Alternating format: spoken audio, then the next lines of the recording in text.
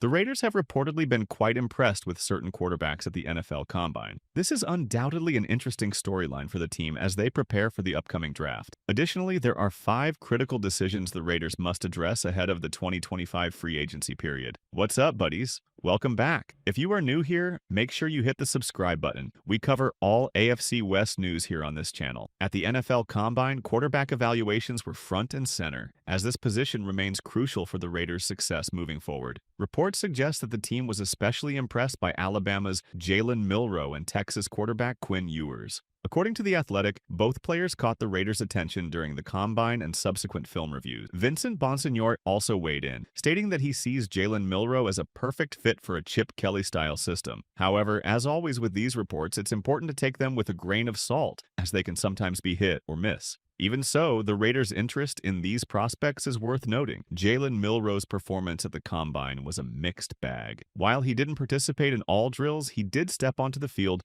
to showcase his throwing ability. His performance included some excellent throws that highlighted his potential, but there were also a few questionable ones. Evaluating his deep ball, one thing is clear. His arm strength is undeniable and could be a significant asset at the next level. While Jalen Milroe's arm strength is unquestionably impressive, there are areas of his game that need improvement. Specifically, his short and intermediate throws could use some work, as his ball placement in these situations was inconsistent. There were several instances during the Combine where his passes forced receivers to make difficult adjustments, jumping to grab the ball or struggling with overthrows. Another area of concern was his timing. Milroe often held onto the ball for too long, missing opportunities to deliver it on time. This was evident on slants, comebacks, and other routes where a quicker release could have made a difference. However, it's important to note that the NFL Combine is just one part of the evaluation process, and it shouldn't define a player's future potential. Many of the issues Milroe faces are coachable and could be refined with the right system and guidance at the NFL level. He's a player with tremendous upside, making him a potentially valuable pick in the later round. His dual threat ability, combining the capability to run effectively and throw deep with significant power, sets him apart. Although not everyone is high on Milroe, he might be one of the draft's more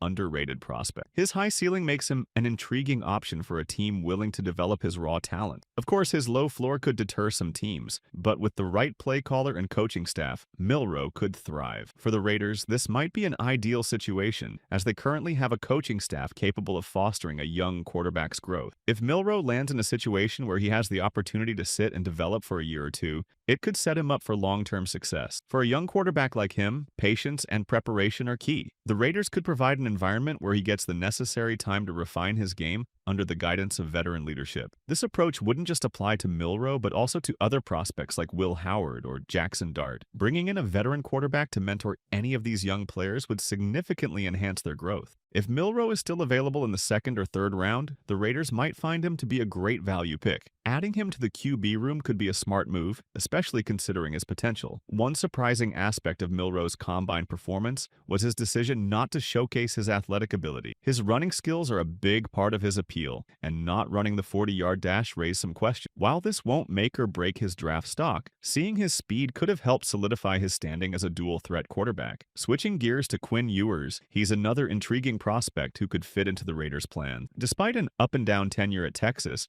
Ewers showcased impressive mechanics at the Combine. His throwing motion is among the best in this draft class, and his ability to make accurate throws stands out. Like Milroe, Ewers could develop into a solid starter in the NFL with the right system and coaching. Both quarterbacks present exciting options for teams willing to invest in their development and give them the tools to succeed. Will Howard's performance at the NFL Combine raised some concerns, with reports indicating that his stock is starting to drop. While this might be seen as a setback for Howard, it could actually benefit the Raiders. If his draft stock falls into the 3rd or even 4th round, it would position the Raiders to potentially snag him at a much better value. Howard has shown his ability to thrive in Chip Kelly's system, and if he lands in the right situation, he could be a solid addition. A pick like this would be considered a steal if he pans out, especially in the later round. Interestingly, Shedeur Sanders came to Howard's defense, tweeting that criticism of him is unwarranted. Sanders highlighted that it's challenging to throw to unfamiliar receivers, as route timing and execution can vary. This reasoning sheds light on why some quarterbacks, including Sanders himself, choose not to throw at the NFL Combine. There's already enough game tape available for NFL teams to evaluate their skills,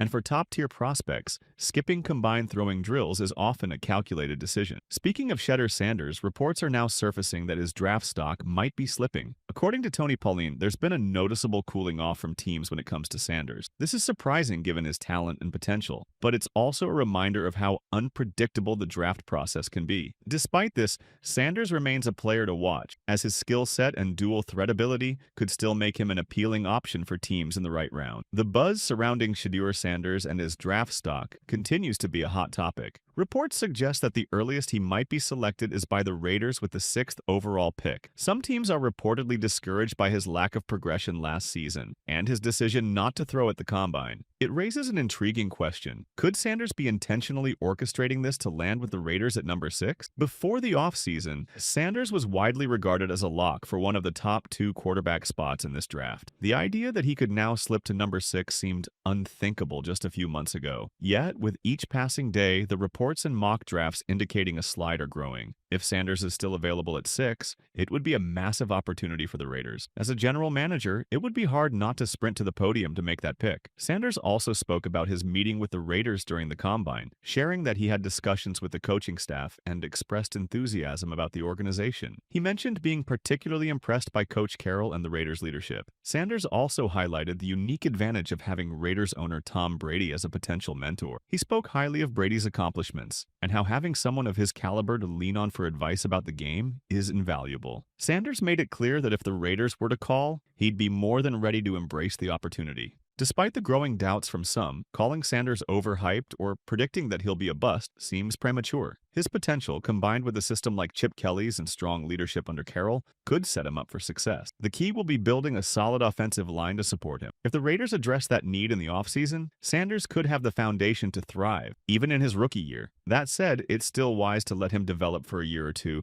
under a veteran quarterback brought in during free agency. Giving him time to adjust to the NFL would maximize his chances of succeeding when his number is finally called. Switching gears to breaking news, it's been reported that the Raiders will not be tendering wide receiver DJ Turner. This decision could have implications for the team's roster going into the offseason, opening the door for further moves to strengthen the offense. DJ Turner's situation is definitely one to watch. With the Raiders choosing not to tender him, he now becomes an unrestricted free agent. Turner has shown his value, especially on special teams, and had some promising moments as a wide receiver in 2024. His 16 receptions for 58 yards and a touchdown might not stand out, but considering his limited opportunities and the quarterback situation, it's clear there's untapped potential there. Unfortunately, a season-ending injury cut his campaign short, making it harder to gauge his full impact. The Raiders appear open to bringing him back at a lower price than the tender would have paid, which could be a smart move for both sides. Turner adds solid depth to the wide receiver room, and his contributions on special teams are invaluable. If a deal can be worked out, it would be a win-win situation. However, his market value in free agency remains uncertain. While he might not attract significant interest from other teams, surprises are always possible once free agency begins. Shifting focus to other free agency priorities,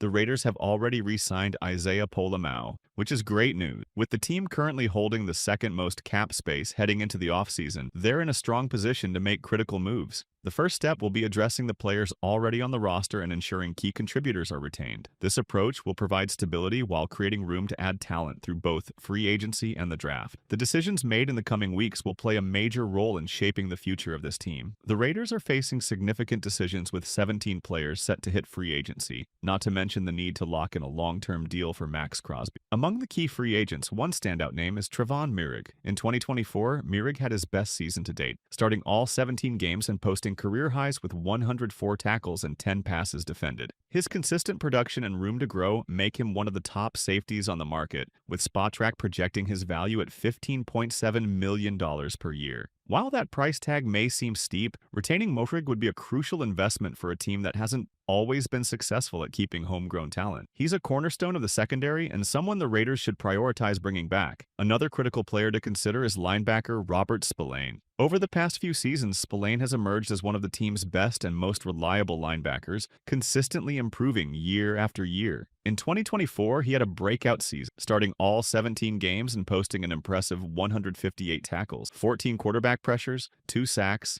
and 2 interceptions. With defensive coordinator Patrick Graham returning, keeping Spillane in the fold would ensure continuity and stability on defense. Despite some fans questioning whether Spillane is overrated, his performance and versatility make him a valuable piece that the Raiders should strive to retain. So, guys, what do you think? Who should be top priority at pick number 6? Share your thoughts in the comment section.